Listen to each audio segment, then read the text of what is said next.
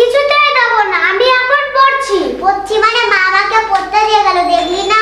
মা তো সে কখন আগে বলে গেছে, এতক্ষণ পড়িসনি কেন? এই শোন, বেশি বড় বড় কথা একদম বলবি না। ও এবার বুঝেছি, মা যেন এসে দেখে যে তুই সেই তখন থেকে পড়ছিস আর আমি বসে আছি, তাই তো?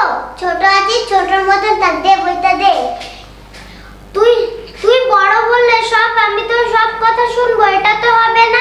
ভালোই আমার কথা না শুন, তোর নামে মাকে এমন বাড়ি মিথ্যা কথা বলবে, দেখ মা তো মেরে মেরে পিঠ ফাটাবে।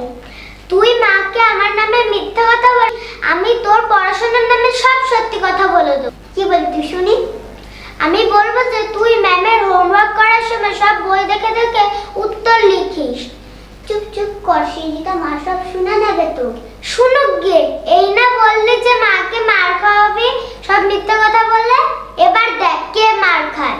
লাগবে না আমার বই, তুই ইচ্ছা মতন বই পড়, আমি মাকে ঠিক একটা মিথ্যা কথা বলে ঠিক ম্যানেজ করে নেব। তবে যখন আমি তোকে বলেছি মার খাওয়াবো, ঠিক মার খাওয়াবই।